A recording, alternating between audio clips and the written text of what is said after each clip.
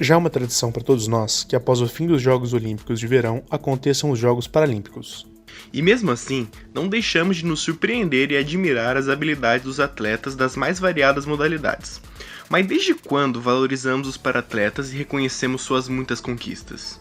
Hoje, nós vamos entender e conhecer um pouco mais a história dos Jogos Paralímpicos e falar sobre os desafios que já foram e ainda precisam ser superados por esses atletas. Eu sou o Matheus. Eu sou o Guilherme. Eu sou o Vinícius Machuca. Eu sou a Júlia, diretora do Arquibancada, e esse é o Fora da Caixa de hoje.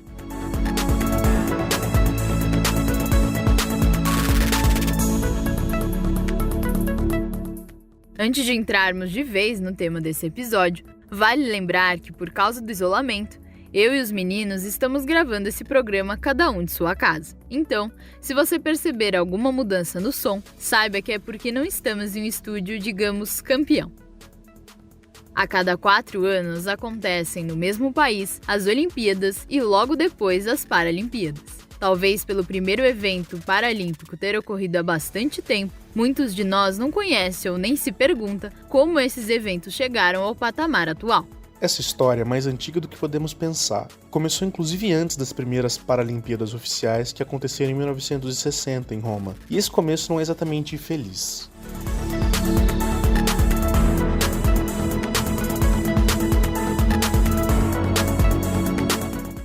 Depois da Segunda Guerra Mundial, muitos soldados voltaram para casa com sérios ferimentos e tinham de amputar seus membros, ficando incapacitados para praticar esportes convencionais. Foi a superação desses soldados, amparados pela PVA, a Paralyzed Veterans America, que começaram a surgir as primeiras modalidades e as competições de basquete em cadeira de rodas, atletismo e natação para portadores de deficiências físicas. Enquanto isso, na Inglaterra, o neurocirurgião Ludwig Guttmann, que cuidava de pacientes com lesões de medula ou que tinham perdido os membros inferiores, passou a incentivar que eles praticassem esportes dentro do hospital. Em 1948, aproveitando os Jogos Olímpicos de Londres, Guttmann criou um torneio que chamou de Jogos Desportivos de Stoke Mandeville, nome em homenagem à vila britânica onde ficava seu consultório. Claro que a primeira edição dos Jogos não foi um estrondoso sucesso, contando com a participação de 14 homens e 2 mulheres. Em 1952, na segunda oportunidade, o tamanho da competição já era muito maior. Com 130 atletas inscritos, os Jogos de Stoke Mandeville se tornaram uma competição anual, mas ainda não eram exatamente uma competição padronizada e organizada conforme os parâmetros olímpicos. Isso começou a mudar em 1958, quando a Itália se preparava para receber os Jogos Olímpicos de Roma, que aconteceriam 2 anos depois. Foi aí que o diretor do Centro de Lesionados Medulares de Ostia propôs que os Jogos de Mandeville acontecessem em Roma, após as Olimpíadas. Assim, em 1960, com 240 atletas de 23 países, ocorreram os primeiros Jogos Paralímpicos. A partir daí, os Jogos cresceram muito, passando a acontecer a cada 4 anos. A sede seria a mesma dos Jogos Olímpicos, a não ser que a cidade declarasse não ter estrutura suficiente para receber os atletas. Os Jogos de Seul foram os primeiros da história em que o Comitê Olímpico e Paralímpico trabalharam juntos para organizar os eventos esportivos. Além disso, pela primeira vez houve uma separação de categorias pelo grau de deficiência dos atletas. No ano de 2000, os comitês internacionais se juntaram novamente para assinar uma política chamada de Uma Eleição, Uma Cidade. Ela padronizava a cidade que receberia ambos os jogos e obrigava a organização a planejar as estruturas pensando na acessibilidade para os atletas. Durante as edições reformuladas, realizadas depois de 2000, surgiram cada vez mais parceiros, apoiadores e ainda mais participantes. Dentre as novidades estava a inclusão de categorias para atletas deficientes mentais, como na Paralimpíada de Londres em 2012. Além disso, novas modalidades foram acrescentadas ao programa, como o remo, a canoagem e o triatlo, todas elas adaptadas. Essas duas últimas especialmente pensadas para atletas com deficiências mentais. A cada edição, os Jogos Paralímpicos ganham mais destaque e mais participantes. Na última edição, que ocorreu no Rio de Janeiro em 2016, participaram 4.300 atletas representando 159 países.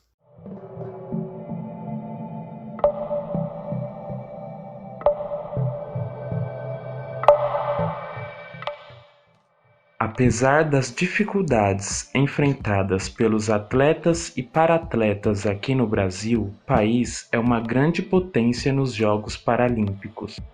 A primeira participação da delegação brasileira ocorreu em 1972, na cidade de Heidelberg, na Alemanha.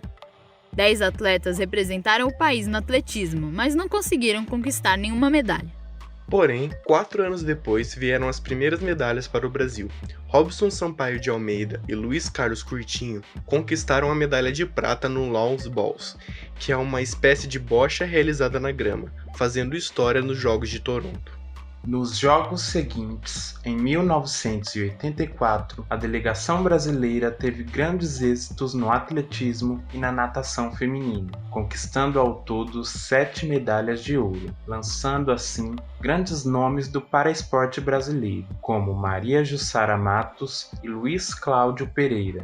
O destaque brasileiro foi Miracema Ferraz, que trouxe 6 medalhas para o país neste ano, sendo 5 de prata e 1 de ouro no arremesso de peso. Depois do sucesso em 84, o Brasil caiu um pouco de rendimento nas Paralimpíadas seguintes, ficando em 37º nas Paralimpíadas de Atlanta em 96. Mas depois disso, o país não parou de conquistar posições no quadro de medalhas e 8 anos depois, em Pequim, entramos pela primeira vez no top 10, ficando em 9º lugar.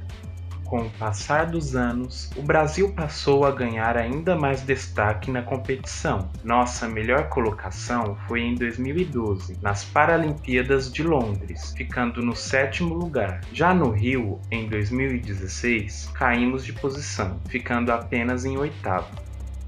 Muitos para-atletas têm suas histórias ligadas a guerras e conflitos em seus países de origem. Esse é o caso de Angola, país do nosso entrevistado Maurício Dumbo. Ele é jogador de futebol de 5 e sua trajetória de vida é toda muito ligada ao esporte. Para ele, como para muitos, a prática esportiva foi um ponto de mudança e retomada de vida.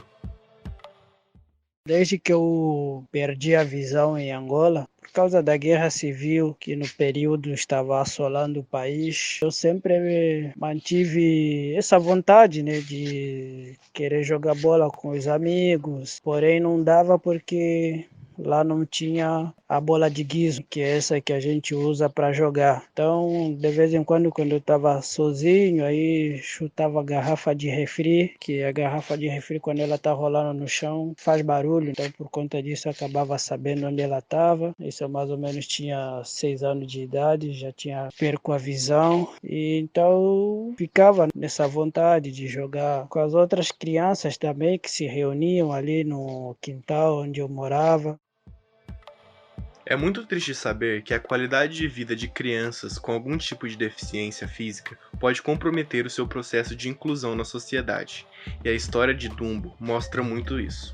Isso nos leva a questionar os motivos que fazem com que os valores do esporte, como inclusão e representatividade, não estejam efetivamente inseridos em outros setores da sociedade. Mesmo depois de tantos anos do surgimento do movimento paralímpico no Brasil, ainda assim continuam existindo inúmeros desafios na vida de todos os deficientes do país. A falta de estímulo e o preconceito são 2 problemas recorrentes até mesmo para os que são atletas paralímpicos. Maurício cita sua saída de Angola como ponto crucial para a mudança de suas perspectivas com sua deficiência.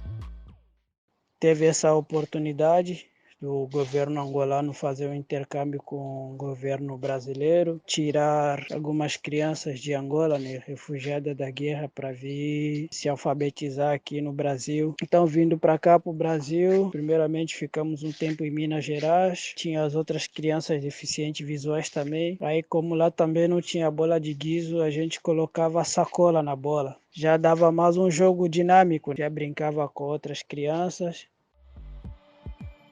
Se mesmo atletas de alto nível sofrem com a falta de investimento, podemos imaginar a situação daqueles que ainda não alcançaram o seu devido reconhecimento. Esse é um problema que acontece para além dos esportes paralímpicos, mas que cada vez mais vem se agravando nas modalidades do programa, o que é um enorme desafio para seus atletas.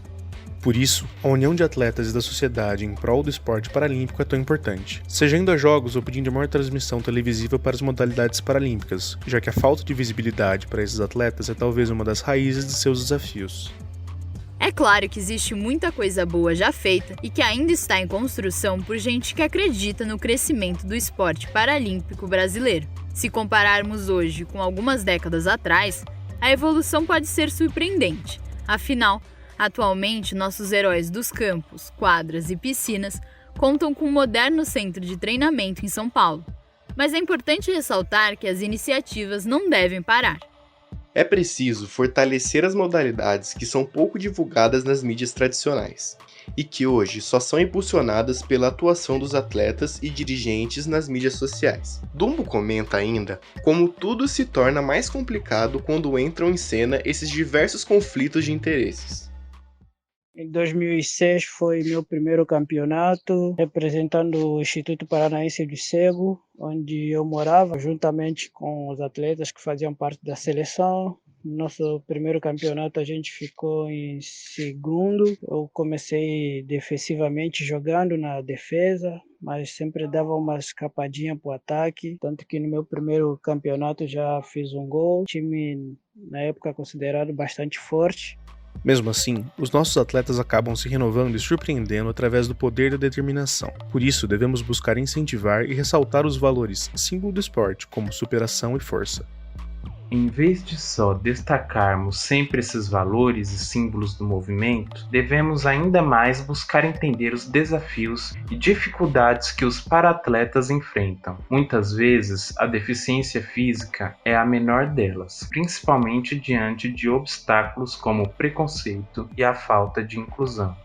Entender essas dificuldades e agir em prol da mudança desse cenário é a única maneira de fazermos com que o esporte paralímpico e os nossos paratletas tenham de superar apenas os desafios físicos e não mais tantos desafios sociais. No time da GAFUC, eles me abraçaram, compraram o meu caso. Aí já tinha conseguido minha documentação do consulado angolano. Então, em 2014, ficamos em segundo no Campeonato Brasileiro. Em 2015, fomos campeões. Eu fui eleito o melhor jogador do campeonato. O Ricardinho Alves, craque da seleção, foi o artilheiro. E a gente foi o campeão em 2015, fazendo o gol do título. E os convites sempre vinham para eu poder treinar com a seleção, para eu ir na seleção. Então a GAFUC me deu todo esse apoio, contratou uma advogada e me ajudou a se naturalizar. Na época também eu estava trabalhando no Tribunal de Justiça. O desembargador Vicente Misurelli também me deu todo o apoio, toda a força, disponibilizou os seus assessores para que quando eu precisasse me levasse para a Polícia Federal, me levasse para pegar todos os documentos. E em 2016 a naturalização saiu e eu finalmente pude ir para a seleção brasileira realizando esse sonho, né? Muito obrigada por acompanhar mais um Fora da Caixa. Nos vemos no próximo podcast e não deixem de ouvir os episódios anteriores. Sigam @jornalismo júnior nas redes sociais e confiram as playlists do Spotify.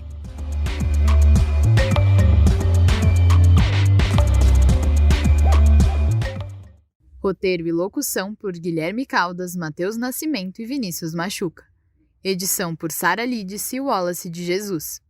Direção por André Derviche, Gabriel Guerra, Júlia Carvalho e Karina Taraziuk.